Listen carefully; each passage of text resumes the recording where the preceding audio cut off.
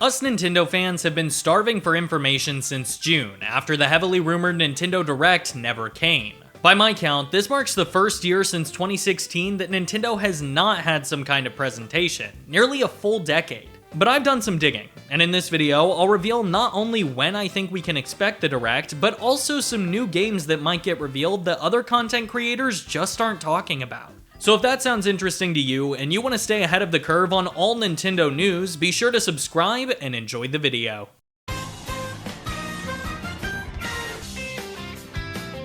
Before we get into the really fun discussion of what we'll see in the Direct, we first need to discuss when the Direct is happening.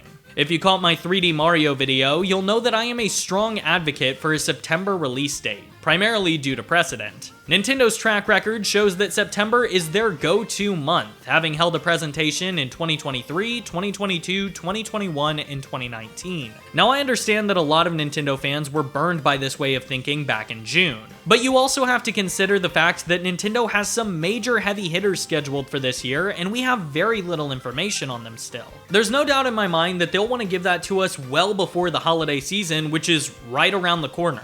September seems like the very last month they could realistically hold a Direct this year, so I'm locking that in as my first prediction. Oh, also, it'll probably be around 45 minutes, again, just because of precedent. So with that date in mind, let's talk about some games that might actually show up, because I'm pretty sure Nintendo is about to surprise us with something that no one else is really talking about.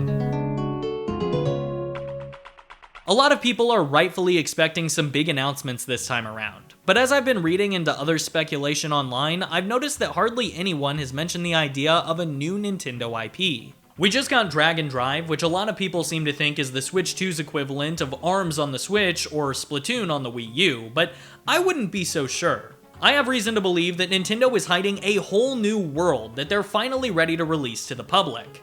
In October of 2024, Nintendo announced that they would be taking signups for a playtest of a new NSO feature. At this time, a lot of fans thought it might be a test for GameCube games on the NSO service, so the spots filled up in minutes. What they were actually treated to, though, is something much better than a couple of GameCube ports. These 10,000 people were introduced to an early build of a brand new Nintendo IP, codenamed Rockstock. Now you likely haven't heard of Rockstock because Nintendo is quick to take down any videos or photos posted of the game.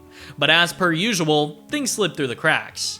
In Rockstock, you play as a little caveman guy who I will not risk showing you for fear of my channel being terminated on its third video, but I'll just draw you a picture so you kind of get the idea. There you go. Good enough. Based on my research, you, as a little caveman, are dropped onto a planet with a bunch of other cavemen. The planet is completely barren, and it's your job as a community to come together and fill the world with architecture of your own design. You're each given a beacon, and as far as the light from your beacon reaches is as far as you're allowed to build. That way, no one is getting in each other's way. The playtesters I was able to find online describe it as a mix of Minecraft and Roblox. Evidently, there are a number of mini-games that you can participate in like Roblox, and the core building mechanic requires you to mine for materials like in Minecraft. And because this is a Nintendo game, they did add one pretty weird element to it. Each of these little caveman guys has their own bright lightning blue tail that they use to get around the map or mine or whatever kind of movement option. They also use their tails as little lassos to drag back blocks to build with. And according to some concept art I found, it looks like the tail can also be used to fly, sort of like Tails from Sonic the Hedgehog. It isn't entirely confirmed what specifically the playtest is, but according to data miners, it really looks like we're seeing the next big Nintendo game. So why am I so sure it'll be in the Direct? Well, at the time of recording this, the playtest shut down after 10 months around a week ago. To me, that indicates that they got their data and are ready to move forward with finalizing the game. We know from those who got to experience Rockstock that the game is decently polished and very playable. Now also take into account that the build of the game that they were playing is almost a year old, and therefore it should be getting much closer to ready at the time the Direct airs. I'm thinking this will be the first announcement of the broadcast. Opening up with a new Nintendo published IP will no doubt excite fans, but I'm pretty sure that the game is going to need just a little bit more time in the oven given that the playtest just ended, so I'll lock in my prediction for its release late October, early November. But this announcement won't come without backlash, as I'm sure plenty of YouTubers and Twitter users are going to reignite the greedy Nintendo controversy given some details that have been released. According to data miners, Rockstock has 3 forms of in-game currency, one of which is paid by actual microtransactions similar to Robux. Because of this, I predict that the game will be free to play for all NSO members, but have heavy microtransactions that go well beyond simple cosmetics. From here, I think the stream will take some time to bounce between a couple of games that we've already heard about here and there. Particularly, I think Splatoon Raiders will get a new trailer. If it does come out this year, it will likely end with a release date, probably December if I had to guess. I'm in the camp that believes this will be Nintendo's holiday title because of how massive Splatoon is in Japan and its growing popularity here in the States. But I'm not proud enough to think it's impossible that I'm wrong here, so if I am, it'll probably just end with a big 2026 title card. Metroid Prime 4 will also have a major chunk of time carved out for it. Nintendo knows how much die-hard fans are anticipating this release, so I'm guessing we'll get at least 5 or 6 minutes of information, then a release date set for November. I say November because it comes right before the holidays and right after October, which will likely be dedicated entirely to Pokemon Legends marketing. Speaking of, we'll hear a bit on that game, as well as Hyrule Warriors to finally get a release date on that. I'm slotting it as the minor release next to Pokemon for October. And of course, we'll get some information on Kirby Air Riders. While I was editing this, Nintendo announced a Kirby Air Riders Direct. So we should get our first gameplay trailer here, and I'll go ahead and lock in a December release date. Mainly because the other months are filled up, and Sakurai has proven before that he has no qualms with a December release date, and I also don't think that a Kirby spin-off is really going to step on the toes of Splatoon too much, so we'll just say that those two can release about 2 weeks apart to be safe. Oh, and here's an unrealistic prediction that I just personally really want. We are definitely getting a second Tomodachi Life trailer. Please. We gotta have a few new games to spice up the middle of the broadcast, right? I think it's fair to assume that a mid-tier title would likely go here, but I'm having trouble slotting in one specifically. Being a massive fan of the series, my mind immediately jumps to Fire Emblem, but I'm kinda doubtful because Engage released in 2023. Granted, that release date was in January, and a new Fire Emblem would definitely fit the criteria here, but I just think 2026 is a little too soon, unfortunately. Especially because it would be harder to reuse assets like they did for Engage on brand new hardware. So after thinking some more, I landed on that Kid Icarus Uprising remake that us fans have been clamoring for.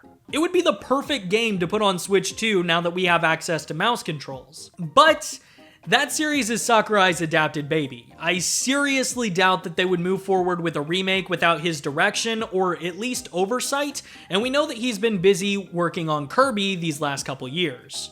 So again, unfortunately, I would say that's also pretty unlikely. And after coming to that conclusion, I thought and thought until eventually I came to something that I think is the most likely to slot in here. I think that a new Yoshi game would be perfect here.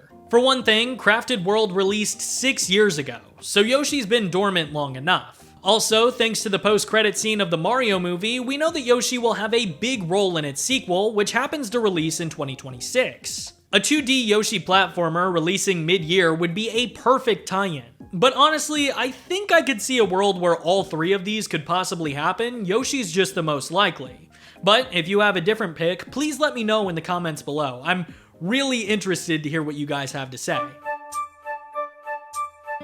We are destined to get at least a couple new Switch 2 edition games. Nintendo's been pushing them really hard so far, and I see no reason to expect them to stop anytime soon.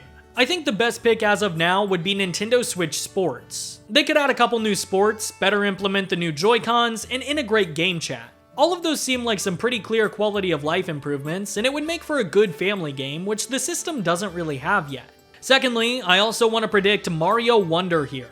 It's weird that this game never got any DLC, and part of me wonders if this is why. No pun intended. We could get an extra world or some bonus challenges or something like that. I feel like Nintendo just really wants to put as many Mario games on this system as possible, and this would be a quick way to do it. I can feel the comments coming in. Before you say it, yes, even though we just got a partner showcase, we're still gonna get plenty of third-party reveals here. And the community can clown me all they want for this, but I think that one of these major announcements is going to be a Silk Song release date, finally. Earlier this year, we learned that it was coming in 2025, and then never heard anything again. so this would be an appropriate time to finally throw Hollow Knight fans a bone. I also think that we'll see an update on the Switch port of Elden Ring. I'm really excited to give that game a try. And lastly, I expect some new information on Duskbloods, the Nintendo exclusive From Software game that's set to release next year.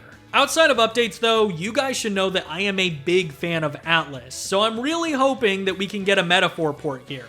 I'm not 100% sure we're gonna get this because we just got the announcement of a port for Persona 3 Reload, but a boy can dream. Oh, and lastly, I'd like to predict at least 7 anime RPGs. Arguably my biggest prediction of the video is one that I already alluded to last week. Mario's 40th anniversary celebration begins in September, and I really think that they're gonna dedicate the last little bit of this to Mario-themed announcements. I think this segment is gonna open with some free Mario Kart World DLC. Now, I know that sounds optimistic given Nintendo's recent monetization practices, but it's not like they haven't done this excessively in Mario spin-offs before. Also, if you take a look at the game's credits, you can see a couple of voice actors who played 2 characters, which I will not name for spoiler reasons, in Donkey Kong Bonanza. I think it's very likely that we're gonna get a DK update to cross-promote Bonanza with a couple of no-shows like Diddy Kong and, please, Funky Kong, as well as a couple of other characters that I'm not gonna go into detail on. This update should also bring us a couple of new Knockout Tour routes. I've been hurting to play on some different courses. After that is where I think we're gonna get the announcement of the Switch 2 edition for Wonder that I mentioned earlier. And then hopefully another hilarious breakdown of the Mario movie cast like they did before. And I know you're all curious, so for Yoshi, I'm gonna go ahead and fan cast Will Arnett. I can't keep lying to myself, saying I'm gonna change. Lastly, I wouldn't be surprised if they announced a new Mario sports game. I would love for it to be baseball, but come on, we both know it's gonna be tennis. Oh yeah, and then they closed the show by announcing their one more thing, which is going to be a new 3D Mario. I know it. I might sound crazy, but I have a whole video proving it. You can check it out in the iCard or the N card. Check it out in all the cards. I know it's happening. So there you have it. Everything is pointing to this being one of the biggest Nintendo Directs of all time. I know I went over a lot today, so here's a quirky little bingo card to recap all of my predictions. I'll likely be filling it out live whenever the Direct drops, so stay tuned for that. And until then, please remember, believe to achieve.